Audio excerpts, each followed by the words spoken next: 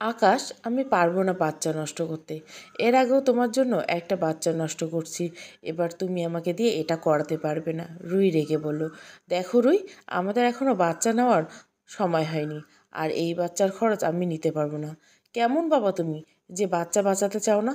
আর আমাদের বিয়ে 3 বছর হয়ে গেছে, আর কত সময় লাগবে তোমার বলো? তোমার মা প্রতিদিন আমাকে বলে বাচ্চা হয় না কেন। আমার কি কোনো সমস্যা আছে নাকি? আমি কিছু বলি না।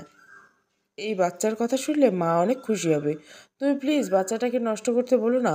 রুই আকাশের দিকে হাত জোর করে অনুরোধ করলো। না, কিছুতেই না। এই বাচ্চা রাখা সম্ভব না। আর মাকে আমি বোঝাবো। তুমি কালই আমার সাথে ডাক্তারের কাছে যাবে। কক্ষণই না। আমি মরে গেলেও যাব না, রুই চিল্লিয়ে বলল। আকাশের মেজাজ গরম হয়ে গেল। আকাশ ঠাটিয়ে এক চড় মেরে রুইয়ের চুলের মুঠি ধরে নিজের মুখের সামনে এনে বলল, আমিও দেখি তুই বাচ্চা কিভাবে রাখিস। এটা বলে রুইকে সজোরে ছুঁড়ে ফেলে হনহনে চলে গেল আকাশ। রুই ড্রেসিং টেবিলের সাথে বাড়ি খেয়ে মাথায় প্রচণ্ড ব্যথা পেল। প্রচণ্ড কষ্টে চোখ থেকে পানি বেরিয়ে গেল। তবে শারীরিক আঘাতে রুইয়ের চোখ দিয়ে পানি বেরোয়নি। আঘাতটা ভেতরের, যার ক্ষত কাউকে দেখানো সম্ভব না। 3 বছর আগে পালিয়ে বিয়ে করছিল আকাশ আর রুই। দুজন দুজনকে ভীষণ ভালোবাসতো। সেই ভালোবাসার জোরে বিয়েটা হয়েছিল। তখন আকাশের সবেমাত্র চাকরি হয়েছিল, কিন্তু রুই ইন্টার 2য় বর্ষের ছাত্রী ছিল। দুজনের চোখেই রঙিন স্বপ্ন ছিল। কেউ কাউকে ছাড়া অন্য কিছু কল্পনাও করতে পারতো না।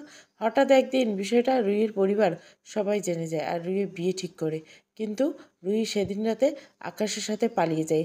তারপর আকাশের বন্ধুদের উপস্থিতিতে বিয়েটা হয়। প্রথম প্রথম আকাশের পরিবার সম্পর্ক মেনে নেয়নি, কিন্তু পরবর্তীতে যখন দেখেছে মেনে না নিলে তাদেরই ক্ষতি,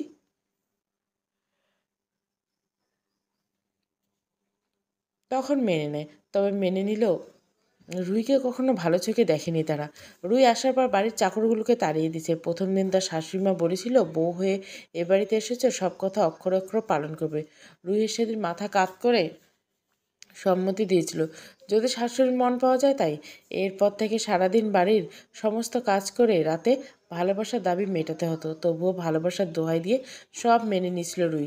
সংসারের কাজে এত ব্যস্ত হয়ে গেছিল যে ইন্টার পরীক্ষার পর আর পড়াই হয়নি। এতদিন বাবা মার সাথে অনেক যোগাযোগ করার চেষ্টা করেছে রুই, কিন্তু তারাও মুখ ফিরিয়ে নিয়েছিল। রুইয়ের অবশ্য খুব খারাপ লেগেছিল। কোনো একদিন মনে পড়তে রাতের অন্ধকারে শব্দহীনভাবে কাঁদত সে। সে এই নিয়ে কখনো আকাশ কিছু বলেনি রুইকে। তার কষ্টগুলো একান্তই তার ব্যক্তিগত সম্পদ। এগুলো কারো কাছে শেয়ার করা যায় না, আর করলেও কেউ তা অনুভব করতে পারে না। বিয়ের পর সময়গুলো ভালো খারাপের মধ্য দিয়ে যাচ্ছিল। হঠাৎ একদিন রুই মাথা ঘুরে পড়ে যায়। আকাশ ডাক্তার ডেকে আনি। ডাক্তার চেক আপ করে বলেছিল বাড়িতে নাকি নতুন অতিথি আসবে। সেদিনকে আনন্দ হয়েছিল রুহির, সেটা একমাত্র রুহি জানে। কিন্তু সেদিন রুহির বিপরীতে আরেকজন অতির মাত্রায় দুঃখী হয়েছিল। সে বাচ্চার খবর বাড়িতে জানায়নি। সবাইকে বলেছিল রুহির মাথা ব্যথা ছিল, সেজন্য পড়ে গিয়েছিল। আর রুহিকে বিভিন্নভাবে বুঝিয়ে সেবার বাচ্চা নষ্ট করে ফেলে। রুহি মুখ বুজে সবটা মেনে নিয়েছিল সেদিন। তারপর থেকে রুহি প্রতিদিন স্বপ্ন দেখে একটা বাচ্চা ছোট ছোট হাত দিয়ে ওর গাল স্পর্শ করে আর বারবার বলছে আম্মু আম্মু। আর যতবার এই স্বপ্নটা রুহি দেখছে, ততবার রুহি ঘুম থেকে ধরপড়িয়ে উঠে বাচ্চাটাকে খুঁজছিল। কিন্তু হায়, আশেপাশে কোনো বাচ্চা নেই। রুই ব্যথিত মাতৃহৃদয় প্রবল বেদনায় জর্জরিত হয় এই মুহূর্তে। নিজেকে এখনো মাপ করতে পারেনি রুই।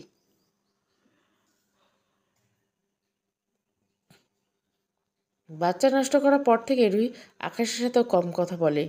কেমন যেন নিজেকে খুনি মনে হচ্ছে তার। আজ 1 বছর পর আবারও আরেকজন আসতে চলেছে, তবুও আকাশ খুশি নেই। কিন্তু কেন?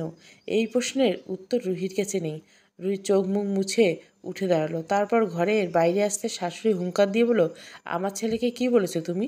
ওইভাবে রেগে বেরিয়ে গেল কেন? মা, আমি কিছুই বলিনি। আপনার ছেলে বাচ্চা রাখতে চায় না, আমি তাকে অনেক বুঝিয়েছি, কিন্তু সে কোনোভাবেই বাচ্চা রাখবে না। মা, আপনি তাকে একটু বোঝান না। আকুতি ভরা কণ্ঠে রুই আবদার করলো আশা বেগমের কাছে। কিন্তু তিনি বিরক্ত কণ্ঠে বললেন, তোমার স্বামী, তুমি বোঝাও, আমারে বলো কেন? এটা বলে আশা বেগম মুখ ঘুরিয়ে সেখান থেকে চলে গেল। রুই চোখ ফেরে কান্না আসছে, কিন্তু কোথাও কিছু একটা বাধা দিচ্ছে, সেজন্য কান্নাটা ঠেলে বাইরে আসতে পারছে না। কোনো রকম নিজেকে সামলে রুই ঘরের কাজে মনোনিবেশ করলো। নিস্তব্ধ রজনী রুই পাশ ফিরে শুয়ে আছে। এপাশে আকাশ শুয়ে আছে। এখন কয়টা বাজে রুইয়ের হিসাব নেই। শব্দহীন কান্না কাচ্ছে রুই। কিছু সময় পর আকাশ ধীরে ধীরে রুহির কাঁধে হাত রাখলো। রুহি কোনো রকমে কান্নার লুকিয়ে আকাশের দিকে ফিরল। আকাশ কিছু না বলে নিজের বুকে আবদ্ধ করলো তাকে। কিছু সময় পর ছেড়ে দিয়ে রুহি হাত দুটো ধরে বলল, মাফ করে দাও রুহি। আমার বন্ধুদের পাল্লায় পড়ে আমি একটা ভুল সিদ্ধান্ত নিতে যাচ্ছিলাম, কিন্তু এখন বুঝতে পারছি নিজের ভুল। আমার বেবিটা রাখবো। রুহি আকাশের কথা শুনে নিজেকে ধরে রাখতে পারল না। হুড়মুড়িয়ে কণ্ঠে জড়িয়ে ধরে ভেজা কণ্ঠে বলল, থ্যাংক ইউ সো মাচ আকাশ, আমি জানতাম তুমি এমন করবে না। আকাশ এসে রুহির কপালে চুমু দিয়ে বলল, তাহলে রেডি থেকো, কাল সকালে তোমাকে চেক আপ করাতে নিয়ে যাব। দেখতে হবে কোনো সমস্যা হয়েছে কিনা। রুহি তৃপ্তির হাসি দিয়ে মাথা নাড়িয়ে সম্মতি দিল। এই জীবনে বাবা মার পরে এই মানুষটা যে এত বড় ভরসা করে। অতঃপর রাত বাড়ার সাথে সাথে দুজনের মাঝে শারীরিক দূরত্ব ঘুচতে লাগলো, কিন্তু মনের দূরত্ব সে কি ঘুচবে? রুই একা হাতে নাস্তা বানিয়ে টেবিলে রাখলো। তারপর সবাই নাস্তা টেবিলে খাওয়ার পর নিজেও খেলো। আকাশ রুইকে রুমে নিয়ে এসে বলল, রেডি হও তাড়াতাড়ি, তোমার চেক আপ করিয়ে অফিসে যেতে হবে। রুই খুশি মনে রেডি হতে লাগলো। অপরদিকে আকাশ বাইরে গিয়ে নাতাশাকে কল করলো। হ্যালো নাতাশা। হ্যাঁ জানি, বলো। শোনো, তোমার হসপিটালে আসছে রুহিকে নিয়ে, বাচ্চাটা করতে হবে। তুমি কি আছো? ইয়ে বেবি, তুমি শুধু নিয়ে আসো, আমি বাকি কাজ করছি। ওকে বলে আকাশ কল কেটে দিল। রুই রেডি হয়ে বাইরে আসতে দেখলো আকাশ দাঁড়িয়েছে। রুইকে নিয়ে হাসপাতালে উঠে হাসপাতালে রওনা দিল। মনে হলো রুই ভীষণ খুশি, নিজেকে পরিপূর্ণ লাগছে। মা মা ফিলিং হচ্ছে, আর আকাশ ভেতরে ভেতরে জপছে যেন সব কিছু ঠিকঠাকভাবে হয়ে যায়। রুই যদি এসবের কিছু ঘুণাক্ষরে টের পেতো। রুহিকে নাতাশার চেম্বারে নেওয়া হলো। নাতাশা রুহিকে বসতে বলল। তারপর রুহিকে প্রশ্ন করলো, কত মাস চলছে? 2 মাস। আচ্ছা, আপনাকে কিছু টেস্ট দিচ্ছে, এক্ষুনি করে নিয়ে আসেন। নাতাশা কাগজে কী যেন একটা লিখে একজন নার্সের হাতে ধরিয়ে দিয়ে বলল, রুহিকে নিয়ে যেতে। নার্স রুহিকে নিয়ে একটা কেবিনে এলো। তারপর একটা চেয়ারে বসতে বলল। নার্স কোনো দরকারে বাইরে চলে গেল। রুহি চেয়ারে বসেছিল, হঠাৎ টেবিলের ওপর থেকে কাগজটা রুহির পায়ের কাছে এসে পড়ল। রুহি সেটা উঠিয়ে টেবিলে রাখতে গিয়ে কাগজের লেখাটা পড়ে, এটা তো ডাক্তার নাতাশার লেখা। রুহি লেখাটা পড়তে তার রক্ত হিমশীতল হয়ে গেল। হাত পা কাঁপছে দুটো। কাগজে লেখা ছিল, রীতা আপা রুহি নামের মেয়েটার বাচ্চাটা নষ্ট করে দিও, সে যেন বুঝতে না পারে, প্রয়োজনে অজ্ঞান করে ফেলুন। দুই নার্স রীতার পায়ে বসে কাঁদছে। ওর চোখের পানিতে নার্সের পা ভিজে যাচ্ছে। নার্স ওর সামনে এসে বলল, আমি তোমাকে সাহায্য করতে পারবো না। তুমি বুঝতে চাইছো না কেন? আমি তোমাকে সাহায্য করলে তোমার চাকরি চলে যাবে। রুই কাঁদতে কাঁদতে বলল, আপু প্লিজ একটু সাহায্য করুন, আমি আমার বাচ্চাটাকে বাঁচাতে চাই। আপু, আপনি তো কারো মা, আপনি তো জানেন একটা বাচ্চা জন্ম দিতে কষ্ট হয়, তবু তো সে মা। আরেকটি বাচ্চার মুখ দেখলে সব ব্যথা ভুলে যায়। আপু, আমার মাতৃত্বের স্বাদ অনুভব করতে ইচ্ছে করে। আমার মন চায় মা ডাক শুনতে। আমার আমার বাচ্চাটাকে কোলে নিতে ইচ্ছে করে। আপু, আমি পারবো না আমার বাচ্চাটাকে মেরে ফেলতে, একটু দয়া করুন আপু। রুহির এমন করুণ আর্তনাদে রিতার মন নরম হলো। আসলেই তো একটা নারী মা হওয়ার মাধ্যমে পূর্ণ হয়। আজ যদি রুহির জায়গায় সে থাকতো, তখন কি পারতো নিজের বাচ্চাকে এভাবে বলি দিতে? রিতার শরীর শিউরে উঠল। তার একটা মেয়ে আছে, সারাদিন ডিউটি করে যখন বাসায় ফিরে তখন মেয়েটা দৌড়ে এসে আম্মু আম্মু বলে জড়িয়ে ধরে। তখন যেন রিতার ক্লান্তিগুলো উধাও হয়ে যায়। একটা মায়ের কাছে তার বাচ্চার মুখ থেকে আম্মু ডাক শোনা যে কতটা মধুর, তা শুধু মায়েরাই জানে। আর সে কিনা একজন মাকে মাতৃত্বের অধিকার থেকে বঞ্চিত করতে চাচ্ছে। সে সময় রিতার বিবেক প্রবলভাবে নাড়া দিয়ে উঠল, এই অপরাধ, এই অপরাধের ক্ষমা নেই। রিতা রুহির মাথায় হাত বুলিয়ে দিয়ে বলল, আমি তোমাকে সাহায্য করবো বোন। যদি আজ আমার চাকরি চলে যায়, তবুও এই পাপ করতে পারবো না। আমার একটা মেয়ে আছে। রুহি কৃতজ্ঞতায় রিতাকে জড়িয়ে ধরে কান্না করে দিল। রিতা চোখের পানি মুছে দিয়ে বলল, পালিয়ে যাও, আকাশ তোমার বাচ্চাটাকে বাঁচতে দিবে না। নাতাশা ম্যামের সাথে তার সম্পর্ক আছে, এখন সেজন্য তোমাকে চায় না। এই জন্য বাচ্চা অ্যাবর্শন করতে এসেছে। এই বাচ্চা অ্যাবর্শন করলে আকাশ তোমাকে ডিভোর্স দিয়ে দিবে। নার্স রিতার কথা শুনে গেছে। রুই ভিতরটা তছনছ হয়ে গেছে। কি নিদারুণ কষ্ট হচ্ছে, এটা একমাত্র রুই জানে।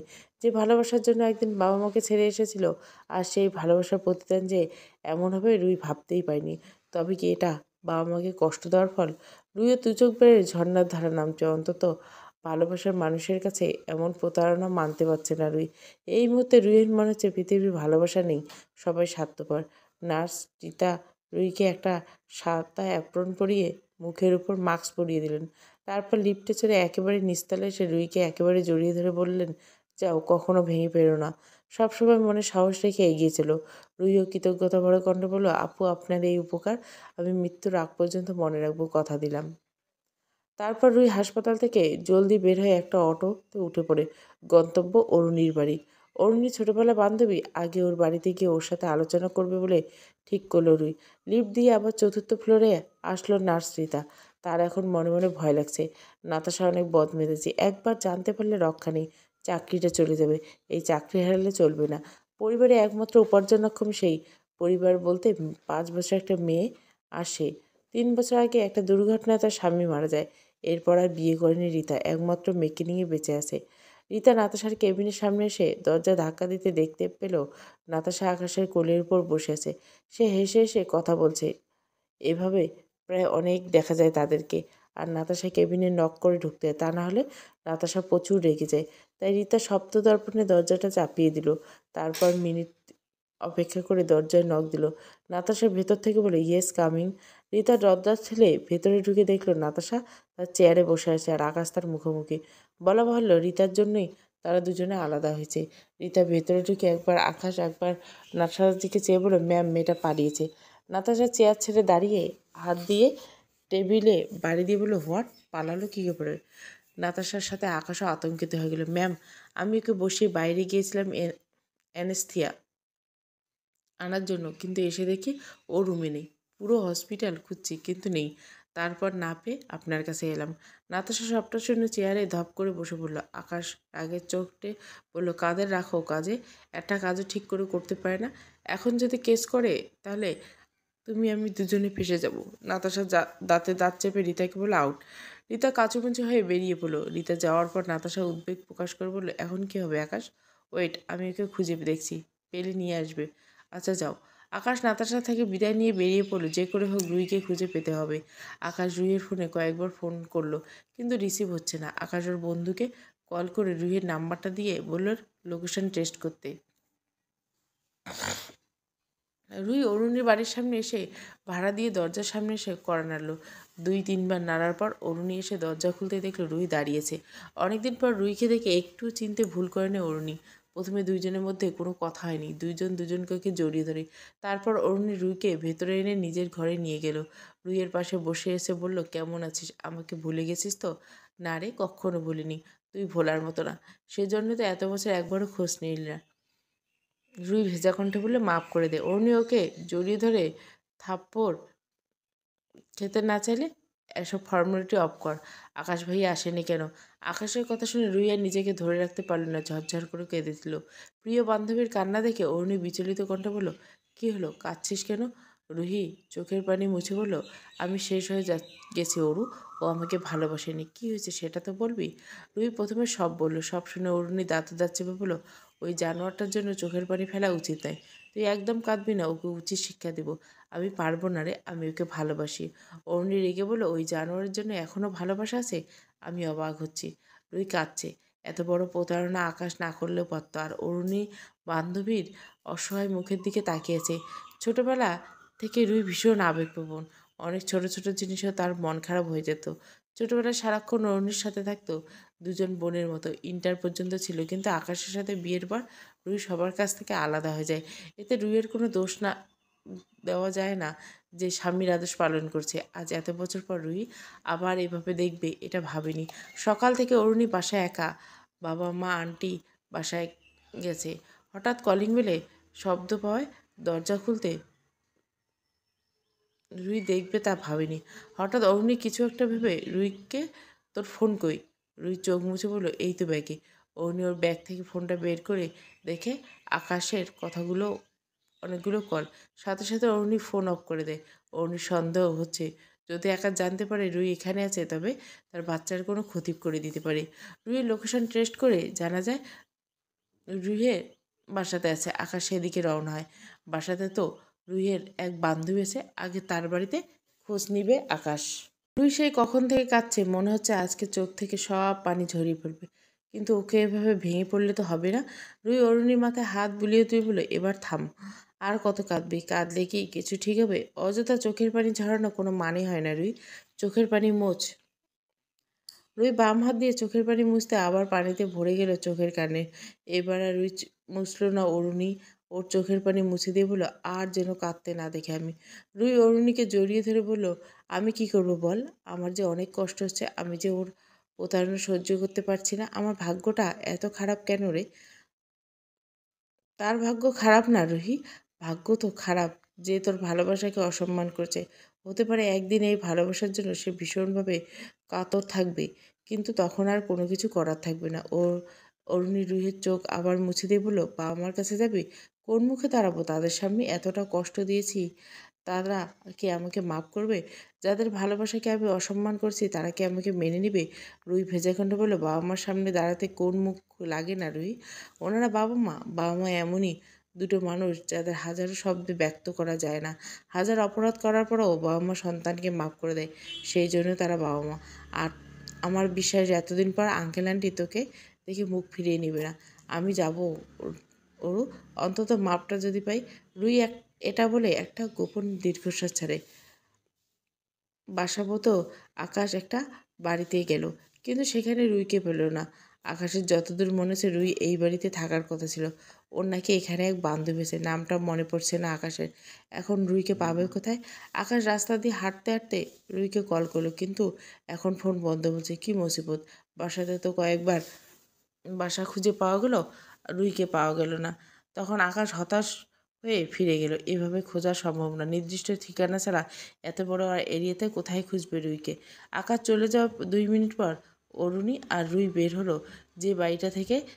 সেখানে 2 মিনিট আগে আকাশ দাঁড়িয়েছিল। বলা বাহুল্য এ যাত্রায় রুইয়ের কপাল ভালো ছিল।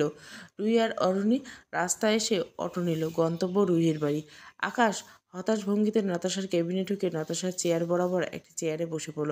নতাশা এখন কেবিনে নেই, হয়তো হাসপাতালের কোনো ওয়ার্ডে আছে। আকাশ নাতাশাকে ফোন করলো। নতাশা কল কেটে দিয়ে 2 মিনিটের মধ্যে কেবিনে চলে এলো।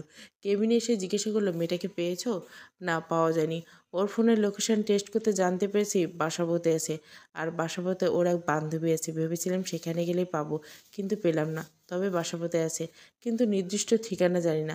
আর একটু আগেই ফোন বন্ধ করে দিয়েছে। ইস, এখন কী হবে বলো তো? আমি জাস্ট আর চিন্তা করতে পারছি না। কুল বেবি, এত হাইপার হইও না। ওকে, আমার ঠিক পেয়ে যাব। কাল একবার ওর বাসায় যাব, দেখি সেখানে আছে কিনা। তাই করো। আর ওকে তাড়াতাড়ি ডিভোর্স দাও। ওকে ডিভোর্স দিলে আমাকে বিয়ে করতে পারবে। একটু সময় দাও, আমি ওকে ডিভোর্স দিয়ে দিব। নাতাশা কিছু বলতে যাবে, তার আগে একজন নার্স এসে বলল রোগীর কাছে যেতে। নাতাশা চলে গেল। নাতাশা চলে যেতে আকাশ উঠে গেল। আজ তার অফিস যাবে না। অনেকক্ষণ যাবৎ রুই আর অরুণী রুইদের বাসার সামনে দাঁড়িয়েছে। দাঁড়িয়ে থাকার কারণ হচ্ছে রুই ভয় পাচ্ছে। নিজেও নক করছে না, অরুণীকেও করতে দিচ্ছে না। অরুণী এবার বিরক্ত হয়ে বলল, এবার কিন্তু মায়ের খেবি রুই। এত ভয় পাচ্ছিস কেন? যদি বাবা মা মাপ না করে তাহলে? রুই মলিন গেলে বলল, আরে ওনারা মাপ করবেন। আর যদি মাপ না করে তবে পা ধরে বসে পড়বি যতক্ষণ পর্যন্ত মাপ না করে। রুই অরুণীর কথা সম্মতি দিল। অরুণী একবার রুইয়ের দিকে তাকিয়ে দরজায় নক করলো। 2বার নক করার পর একটা মেয়ে দরজা খুললো। ওদের দেখে বলল, কে আপনারা, আর কি চাই? অরুণী সৌজন্যমূলক হাসি দিয়ে বলল, আমি অরুণী, আর ও আমার বান্ধবী।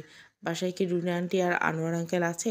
হ্যাঁ আছে, কিন্তু তাদের দিয়ে আপনার কি কাজ? কাজ আছে বলে বলছি, তাদের একটু ডেকে দিন।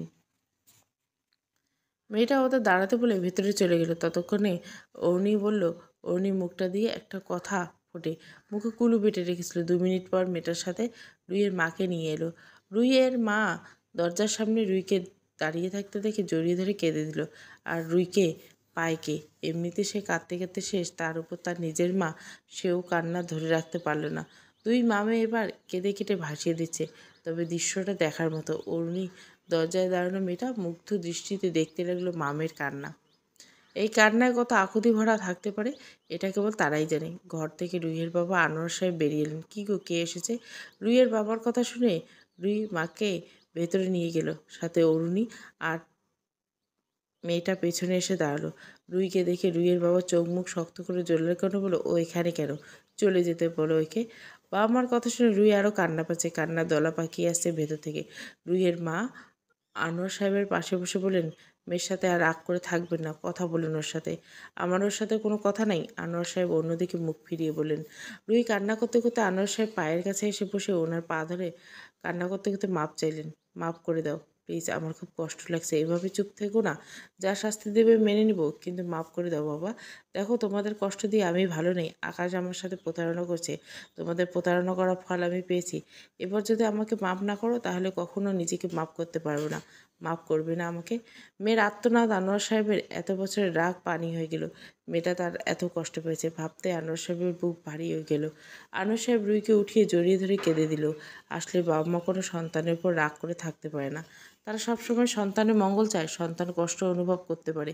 পৃথিবীতে এই দুটো মানুষ সবসময় পাশে থাকে সন্তানের, আর এদের ভালোবাসা সবসময় স্বার্থবিহীন হয়।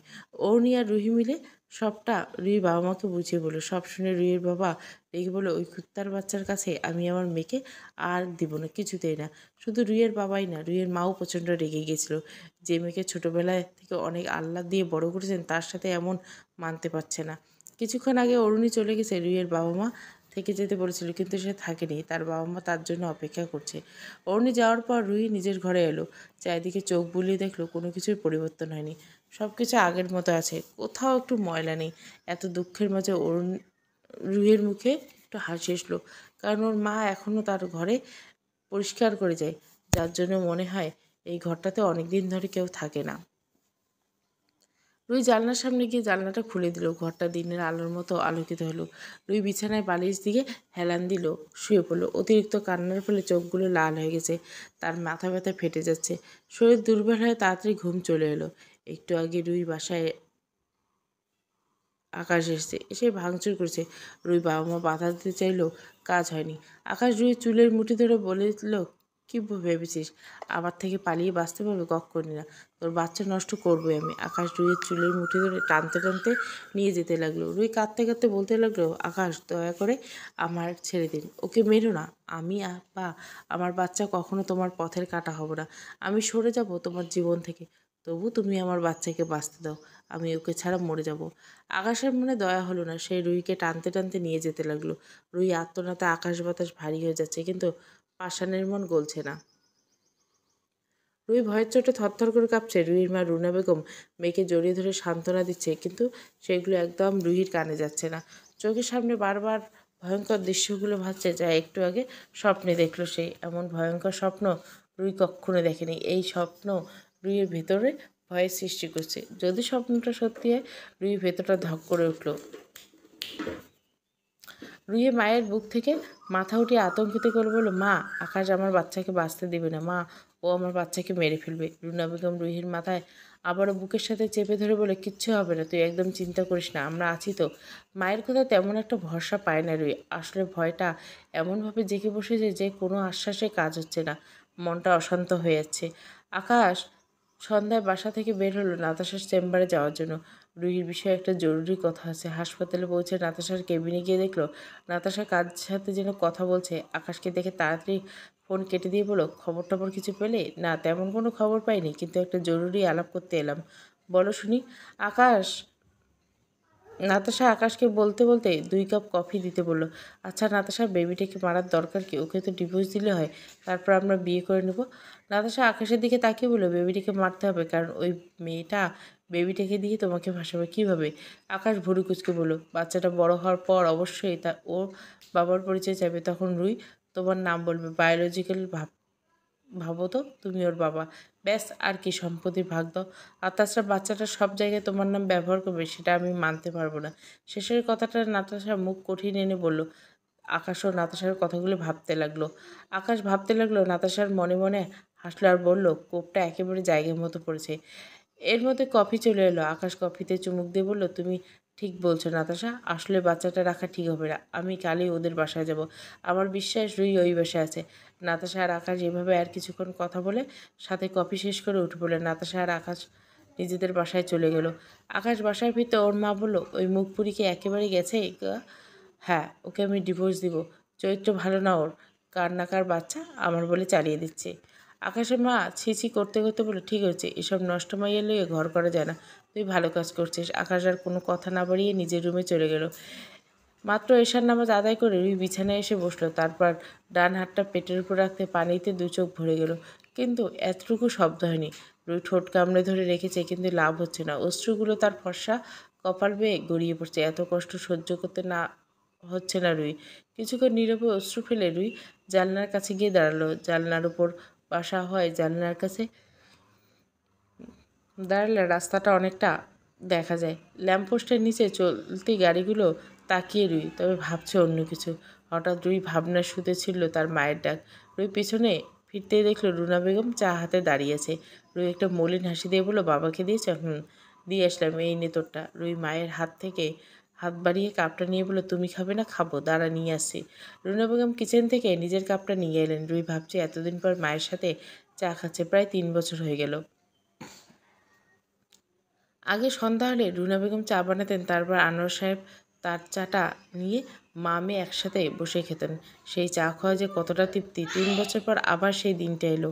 কিন্তু একটা জিনিস বদলে গেছে। 3 বছর আগে মা মেয়ে একসাথে চা খেতে বসলে অনেক গল্প হতো, হাসি ঠাট্টা, অনেক কিছু। কিন্তু আজ কিছুই হচ্ছে না, সব কিছু যেন নীরব হয়ে গেছে। চা খাওয়া শেষ হতে রুনা বেগম উঠে দাঁড়িয়ে বলল, চাটা শেষ কর, আমি আসছি। তোর মাথায় তেল দেবো, চুলগুলো শুকনো হয়ে গেছে, পাটকাঠি হয়ে গেছে, কত বছর ধরে তেল দিস না। রুই মলিন এসে মায়ের মুখের দিকে তাকিয়ে বলল, মনে নেই? রুনা বেগম দীর্ঘশ্বাস ছেড়ে বলল, আসছি। তারপর চলে গেল। রুই চা খেতে কিছু একটা ভাবছিল। হঠাৎ কারো কথায় ভাবনা ছেদ পড়ল। কথার আওয়াজটা আসছে সামনের রুম থেকে। রুই বিষয়টা কিছু বলছে, তাই রুই কান খাড়া করলো শোনার জন্য। নিচতলা ভাবি এসে রুইদের বাসায় আজকে সকালে তার মেয়ের থেকে সব কিছু শুনেছে দেখা করতে। রুনা বেগম তাকে বসতে দিয়ে বলল, কেমন আছেন? আলহামদুলিল্লাহ ভাবি, আপনারা? এই তো ভালো। চা আনি আপনার জন্য? না না ভাবি, এইমাত্র চা খেয়ে এলাম। মহিলাটা একটু থেমে আবারও বলল, শুনলাম আপনার মেয়ে এসেছে নাকি? রুনা বেগম এমন কিছু আন্দাজ করছিল, তাই সাবলীলভাবে উত্তর দিল, হ্যাঁ ভাবি। তা একেবারের জন্য নাকি আবার চলে যাবেন? একেবারের জন্য। ওর স্বামী ভালো না। ও আচ্ছা, ওকে একটু ডাক দিন দেখি, কখনো তো দেখিনি। রুনা বেগম জানেন মহিলাটা কেমন, এখন কি আশেপাশে সবাইকে ছড়াবে। রুনা বেগম মন সায় দিল না রুইকে ডাকার জন্য। কে জানে ওর সামনে কোনো বেফাস কথা বলে দেয়। রুই তো নরম সহ্য করতে পারবেন না, না পেরে কান্না করবে। এমনিতে সারাদিন কাঁদে। মেয়েটার মুখের দিকে তাকানো যায় না, কি অপরিসীম কষ্ট বুকে ধারণ করে আছে সেটা কেউ না বুঝলেও সে বোঝে। মা তো মাই, মায়েরা নাকি সন্তানের কষ্ট বোঝে। রুনা বেগম মহিলাটিকে মিথ্যে বলে বিদায় করলেন। রুই ভেতর থেকে ঘর থেকে একটা দীর্ঘশ্বাস পেলেন। এই তো কিছু না, আর কয়েকদিন পর আরও অপমান সহ্য করতে হবে ভেবে রুইয়ের মন খারাপ হয়ে গেল। আমাদের সমাজে ডিভোর্সি মেয়েকে কোন চোখে দেখা হয় সেটা আমরা সবাই জানি। একটা ছেলেকে কিন্তু এত অপমান সহ্য করতে হয় না। ডিভোর্সের পরে তারা অবিবাহিত মেয়ে বিয়ে করতে পারলেও কোনো ডিভোর্সি মেয়ের কপালে অবিবাহিত ছেলে দূরের কথা, 2-3 ডিভোর্সি ছেলের নাক ছিটকায়। আকাশ নাস্তা করে বের হলো রুইদের বাড়ি যাওয়ার জন্য। 2 দিন অফিস থেকে ছুটি নিয়েছে, এই বাচ্চার ঝামেলা সরানোর উপর তারপর নাতাশার প্যারা তো আছে, কিন্তু রুইদের বাসায় যাওয়ার আগে একবার নাতাশার সাথে দেখা করতে হবে। আকাশ সোজা এসে নাতাশার কেবিনে ঢুকলো। দেখে নাতাশা কার সাথে যেন কথা বলছে। ওকে দেখে তড়িঘড়ি করে ফোনটা কেটে দিয়ে বলল, ব্রেকফাস্ট হয়েছে? হ্যাঁ, তোমার? হ্যাঁ হয়েছে। এখন কি ওই মেয়েটার বাসায় যাচ্ছ? হ্যাঁ, 2 দিনের মধ্যে কাজ শেষ করতে হবে। শোনো, এখন একটা মাপটাপ চাপা, একটু কনভিন্স করার ট্রাই করবা। এতে যদি হয় তাহলে তো হলো, আর না হলে জোরাজুরি করবা, তবে ওর বাচ্চা যাতে না বাঁচে। আকাশ নাতাশার কথা সম্মতি দিয়ে বেরিয়ে পড়ল রুহির বাসার উদ্দেশ্যে। কি জানি রুহির দুঃস্বপ্ন কি সত্যি হতে চলছে আজ। চাটা খেয়ে মায়ের থেকে বিদায় নিয়ে বেরিয়ে পড়ল অরুণী। এখন যাবে রুহিদের বাসায়। মেয়েটা একদম ভেঙে পড়ছে। কিছুক্ষণ পর ওর সাথে যাবে, তারপর গল্প করবে। অরুণী একদম কষ্ট সহ্য হয় না। রুহির জায়গায় যদি অরুণী থাকতো তবে আকাশ আর নাতাশার উচিত শিক্ষা দিত, কিন্তু রুহি তো এগুলি কিছুই করবে না। এত শান্ত একটা মেয়ের কপালে এমন একটা ভাবতে অরুণী কষ্ট হচ্ছে। চারিদিকে এত মন ভাঙার গল্প হচ্ছে যে থেকে অরুণীর ভালোবাসার উপর থেকে বিশ্বাসটাই উঠে গেছে। অরুণীর মনে এটা নিয়ে ফিলিং জাগে না। আশেপাশে এমন মন ভাঙার গল্পগুলো ওকে এমন শক্ত করেছে। অরুণী মাঝে মাঝে ভয় পায় যদি কেউ ওর সাথে এমন করে। অরুণী রুহিদের বাসায় সামনে এসে পৌঁছালো মাত্র সিএনজিওয়ালাকে ভাড়া দিয়ে উপরে আসতে দেখলো একটা ছেলে রুহির দরজার সামনে দাঁড়িয়েছে। মুখ দেখা যাচ্ছে না বলে অরুণী ছেলেটাকে চিনতে পারছে না। অরুণী আস্তে আস্তে ওপরে এসে ছেলেটার পাশে দাঁড়িয়ে দরজায় নক করে ওর দিকে খেয়াল করল। না, ছেলেটাকে অরুণী চেনে না। অরুণী পরিচয় জানার জন্য বলল, হাই, আমি অরুণী, আপনি? আমি প্রিয়ম চৌধুরী। ছেলেটা মৃদু হেসে বলল, ও আচ্ছা। এর মাঝে রুনা বেগম দরজা খুলে দেওয়ায় অরুণী আর কিছু বলতে পারল না। অরুণীকে দেখে রুনা বেগম বললেন, মা ভেতরে এসো। অরুণী ঘরের ভিতরে ঢুকলো। আন্টি রুহি কোথায়? ঘুমাচ্ছে। সারা রাত ধরে কান্না করছে, সেজন্য এখন ঘুমাচ্ছে। অরুণী রুইয়ের ঘরের দিকে চলে গেল। অরুণী চলে যাওয়ার পর রুনা বেগম প্রিয়মের দিকে তাকিয়ে বলে, কে তুমি? স্যার আছে? রুনা বেগম বুঝল ছেলেটা আনোয়ার সাহেবকে খুঁজছেন, কারণ আনোয়ার সাহেব প্রাইমারি স্কুলে হেড টিচার ছিলেন। এখন অবশ্য রিটায়ার্ড। এখন অনেকে আসে তার সাথে দেখা করতে। রুনা বেগম দরজা থেকে সরে দাঁড়িয়ে বলল, আসো বসো, তোমার স্যার বাজারে গেছে। ছেলেটা এসে সোফায় বসলো। রুনা বেগম কিচেনে গেলেন চা আনবাতে। রুনা বেগম যাওয়ার পর প্রিয়মের সামনে খবরের কাগজটা নিয়ে চোখ বুলাতে কাছে আরম্ভ করলো।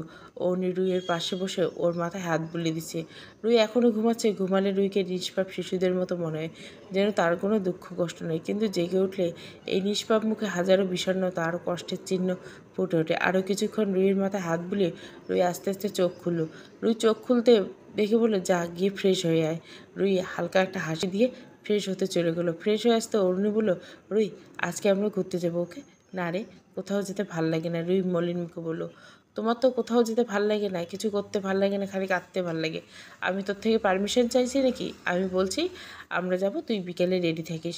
রুই অরুণী হাত ধরে বলল, এত ভালোবাসিস কেন আমাকে? অরুণী ওকে পিছন থেকে জড়িয়ে পড়লো, জানি না, তবে সবসময় ভালোবাসবো।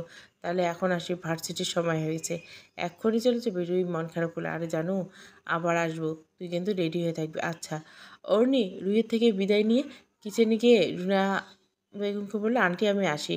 সে কি, আর একটু নাস্তা বানিয়েছি, নাস্তা করে যাও।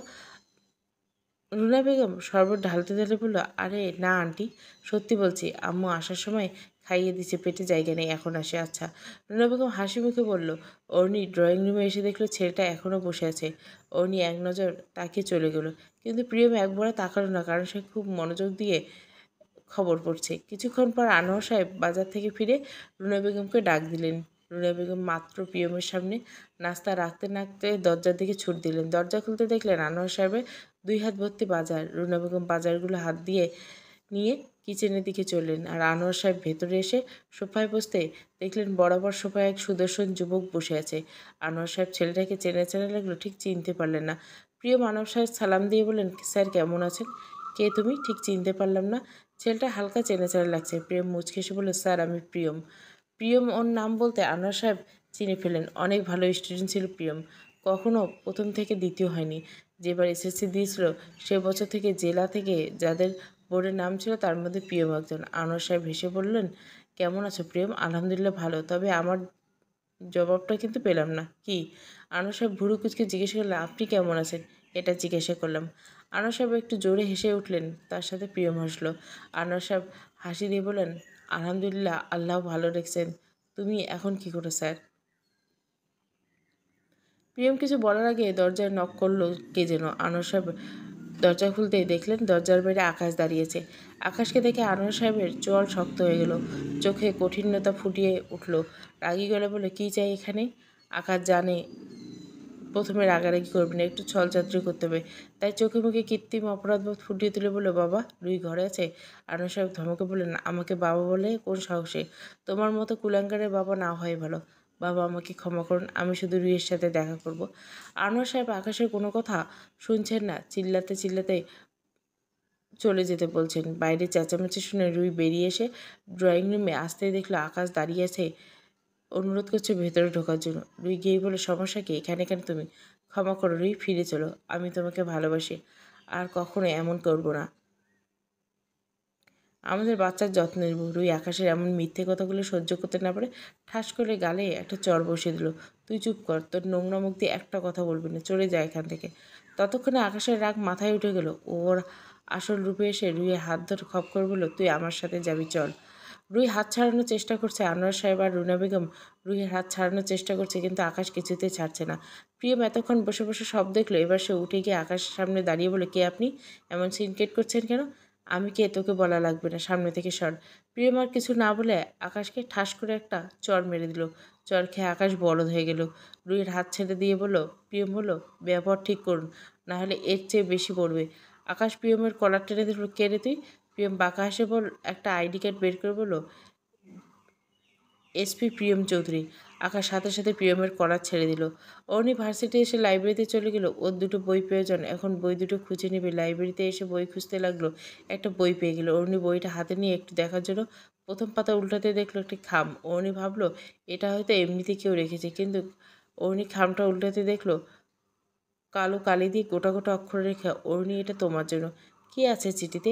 অর্ণি চিঠিটা হ্যান্ডব্যাগে রেখে দিল আর একটা বই খুঁজতে লাগলো। সেই বইও পেল, এই একটা চিঠি। অর্ণি এটাও রেখে দিল। অর্ণি ভাবছে কেউ হয়তো ফাজলামি করছে। এই বই নিয়ে ক্লাসরুমে এসে পড়লো, তারপর একটা বই খুলে পড়তে লাগলো। হঠাৎ একটা ছেলে এসে অর্ণিকে ডাক দিল। অর্ণি বই থেকে মুখ তুলে বলল, জি, আপনাকে প্রণয় ভাই ডেকেছে ক্যাম্পাসে। অর্ণি মনে মনে এটাই ভেবেছিল, কারণ প্রণয় প্রতিদিন ওকে বিরক্ত করে। এতবার মানা করার পরও এখন আবার কী জন্য রেখেছে কে জানে। না গেলে ক্লাসে চলে আসবে, তাই অগত্যা অর্ণিকে যেতেই হলো। এই মন তোমাকে দিলাম সত্য ঘটনা অবলম্বনে লেখা। ভালো লাগলে অবশ্যই লাইক, শেয়ার এবং সাবস্ক্রাইব করবেন। Thank you for watching.